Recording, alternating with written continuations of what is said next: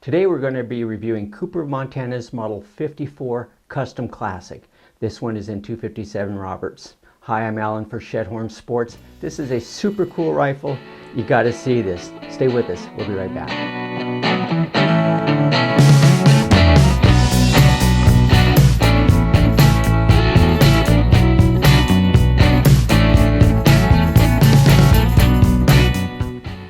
Now, looking at the Model 54, one of the first things you may notice is we put a honkin' scope on this thing.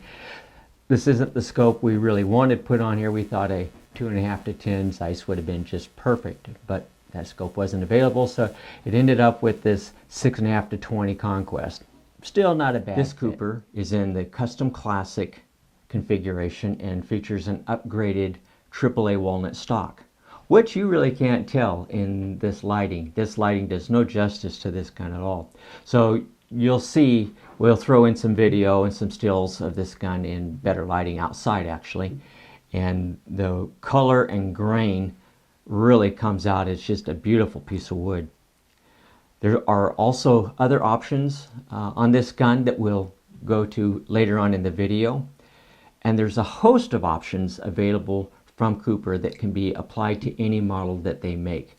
I would really encourage you to go to the website, look at the different models and the different options available on those models. But if you don't have time for a custom Cooper, because custom guns take a while to make, most Cooper dealers are going to have some Coopers in stock. In fact, here at Shedhorn Sports, we always have Coopers in stock. You can go to our website, shedhorn.com, and see what Coopers we have available for immediate delivery. Okay, back to this rifle. Let's Model 54.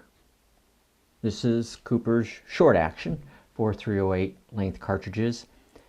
Sports a 22-inch Sporter contour barrel.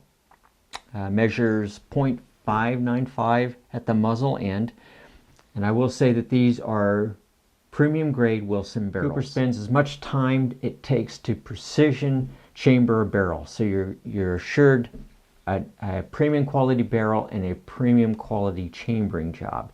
Ask any accuracy guru, they tell you that nothing affects accuracy more than the quality of the barrel and the quality of the chambering and installation. This one, well, actually all Cooper centerfire rifles use a 3-lug bolt pattern similar to Seiko, which results in a 60-degree bolt lift. Super smooth. Oh, just what a joy. So super smooth 3-bolt lug. The ejector is a plunger style, and this picture will show you. And the extractor is a Seiko style. So Seiko style metal on this Custom Classic is all steel. On some models it'll be aluminum, but on this particular model it's all steel. And that includes the magazine, which is in this day and age a little surprising.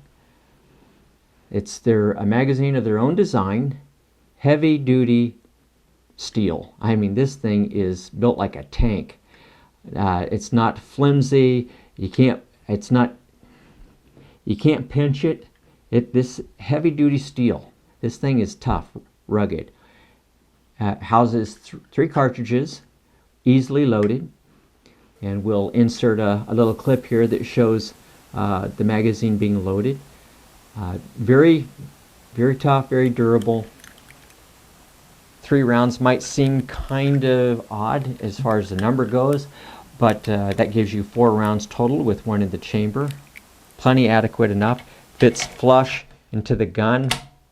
Very nicely contoured. I will say this about the magazine. The gun has to be oriented with the magazine down in order to get it to fall from the rifle. Almost any other angle and it won't come out. It needs to be angled in a downward position so that gravity can do its thing. The safety on the 54 and actually on all Coopers is right back here behind the bolt where you expect it to be, a thumb safety. It's small. It's not something you're going to catch on something or knock off accidentally. I wish it had a little more spring pressure to the safety. it actually clicks on safe harder than it goes off safe. I wish it was the other way around. It's not a safety issue, it's just a personal preference for me, but I would prefer it to be just a few pounds heavier to click off safe. Right back here next to it is their loaded, or their cocked indicator, a little red button there, nicely shaped, unobtrusive, but easily seen. The checkering on this rifle is something to behold. Actually, it's quite nice, all hand checkered, and just beautifully done. No overruns. All the lines are straight that are supposed to be straight. The arrows are sharp. Extremely well executed. We'll try to give you a close-up of the checkering as well as the color of the wood. In this lighting, the wood just doesn't really come out like I would like. So we took it outside and took a few pictures of it. Hopefully you get a better view of the color of the wood as well as the foreign tip. This is ebony, real wood, not the plastic that you're going to see on you-know-who. And so it's beautiful. It's got some colorations to it, and hopefully those come out in the other pictures as well. And while we're talking about the stock, let me turn this around. This has an exquisite cheek piece on it. This is a shadow line cheek piece. The lines on it are very sharp, very detailed, very nicely done. And again, take a picture outside and so that you can get hopefully a better view of this. At the range, this gun garnered a lot of attention. Everybody had to come and see, oh, what you shooting? You know, boy, that's pretty. So a lot of people came and looked at it. Everybody oohed and awed and drooled. But there was one thing everybody missed, and I'm not surprised because it's not something you see very often. And this gun has 7 screws, and you won't be able to see them here, so we'll insert another clip that shows these. It has inlaid swivel studs, top and bottom, and they're just beautifully done, and that's not what people didn't notice. It's the screws. Every screw, there's 7 of them on this gun, are all oriented the same. And nobody caught it, but once I showed it to them, they're just like, oh wow, I've never seen that before. And it's not something you see, well, I've never seen it ever either. I noticed it, but it's not something you would normally see. But again, it's those simple touches. Sometimes they're somewhat subdued, but there's subtle touches that are done that separate quality from average. And that's one of those things that just people were amazed once they saw it, because it doesn't happen by accident. Okay, next up is our shooting results. We'll go to the range. Before we go there, let me say that ammo, as most of you know, is impossible to find. And for this caliber, it was no different. We had 1 box of factory ammo, some AccuBond Nosler loads, and that was it. There was nothing else out there. Getting cases just to reload. Finally, Cooper came through and provided us some of their ammo to shoot, and a huge lifesaver for us. So we shot some 100 grain Spear, some 120 grain Sierra, and some 90 grain Sierra for reloads, and then the 110 grain AccuBond in the factory loads. Also, we used 2 different cameras for our range work for 100 yards, and you'll see the difference. We had a camera set up at the target until some people showed up, which meant we had to bring the camera back. So we used a different camera, which actually worked out better for us as far as filming goes, but you might prefer our old method. But anyway, it was interesting, and we'll continue working on that and trying to perfect. So let's head off to the range and see what kind of results we got shooting this rifle.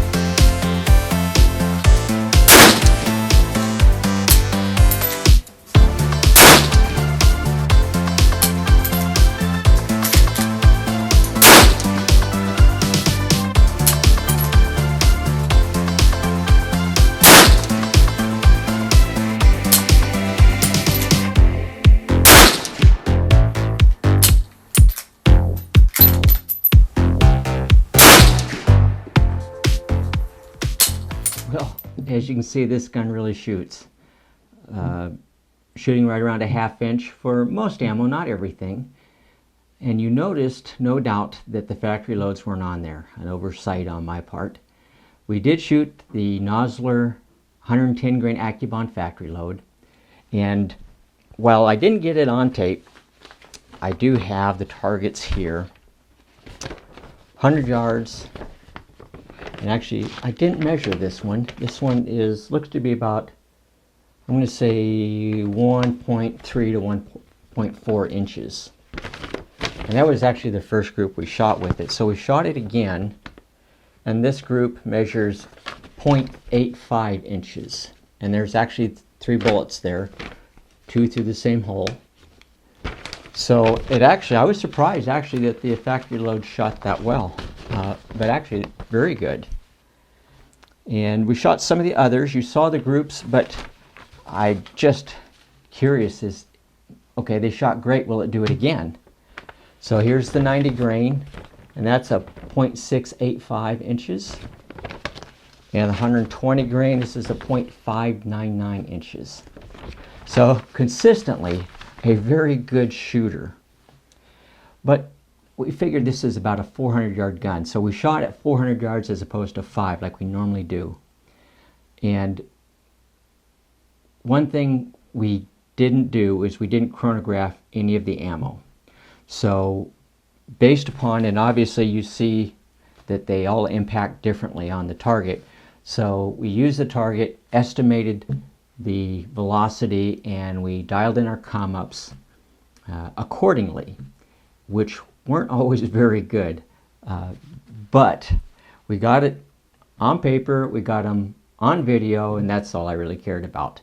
So you'll notice that these aren't always at the point of aim, but I was really more concerned how it was grouping at 400 as opposed to where it was hitting.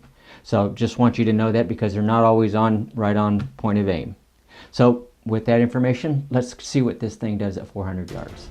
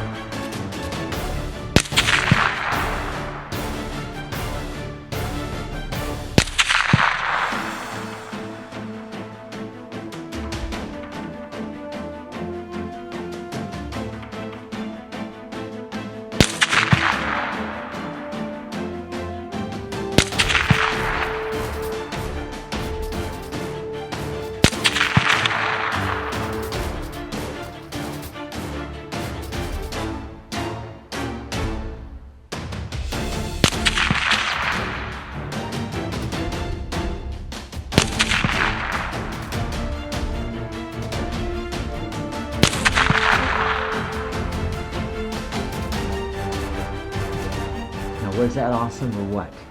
Cooper rifles just never fail to impress me. A lightweight sporter rifle that shoots like a heavy barrel. Less than half minute at 400 yards. Just incredible. And they're beautiful.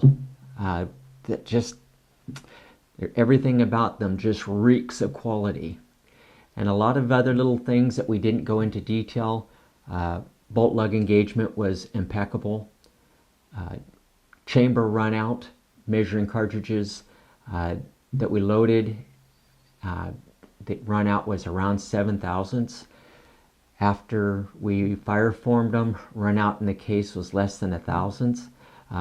Straight chamber, good barrel, just an incredible rifle and incredible value. I really encourage you to check out Cooper rifles on their website or call us at Shedhorn Sports and order yours today. Hope this was informative.